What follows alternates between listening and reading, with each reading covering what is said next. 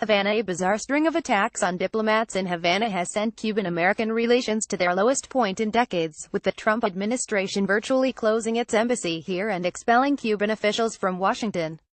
But few people on this communist-run island believe a word of the U.S. allegations. Despite increasingly tough talk by the U.S., including White House Chief of Staff John Kelly saying Thursday that Cuba could stop the attacks on our diplomats, the common reaction in Havana is mocking disbelief. It isn't the first or the last excuse that they invent to discredit Cuba and its leaders, lawyer Alexander Tamame, 36, said as he walked through the Vedado neighborhood in the city where the U.S. says at least 22 strange episodes have occurred over the last year. I don't think anything really happened. This skepticism stretches from government supporters like Tamame to its detractors, from fans of the United States to those wary of the giant to the north. Talk to anyone, anywhere in the country about the U.S. allegations that Cuba bears responsibility for attacks with a strange sonic weapon that have affected at least 22 embassy officials or spouses, some very seriously, and you'll likely be met with laughter.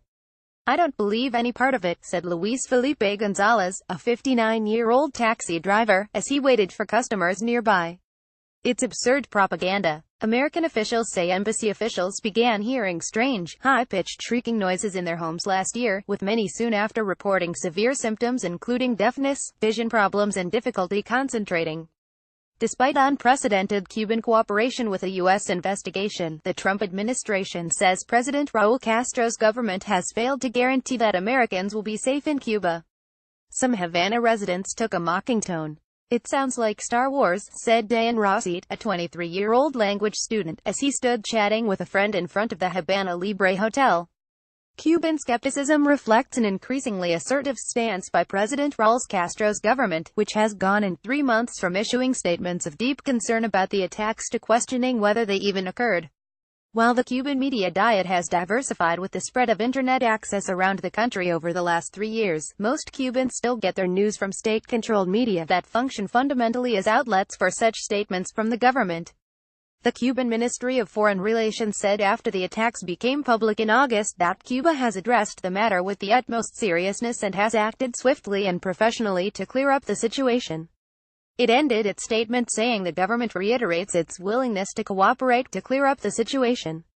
In September, Cuban Foreign Minister Bruno Rodriguez requested an urgent meeting with Secretary of State Rex Tillerson, leading State Department officials to surmise that he might be coming with information uncovered by Cuba about what had occurred, or other new developments to share with the U.S., an official familiar with the meeting said. Instead, Rodriguez once again said Cuba hadn't committed the attacks and don't know who did. Rodriguez also appealed to Tillerson not to overreact by closing down the embassy, as Tillerson had said was under consideration, according to the U.S. official, who wasn't authorized to discuss the meeting publicly and requested anonymity.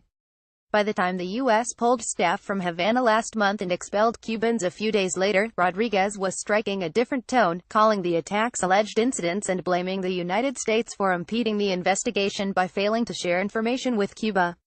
Other Cuban officials went even further. Even Star Wars didn't contain such fantasies, Raul Castro's daughter Mariela, a legislator and head of Cuba's sexual education agency, said in a September 26 interview with El Mayadeen, a Beirut-based Pan-Arab news agency close to Hezbollah and the Syrian government.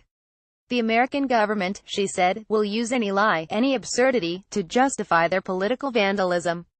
The same tone was struck on Sunday by Miguel Díaz-Canel, the first vice president widely expected to succeed Raul Castro when he steps down as president in February.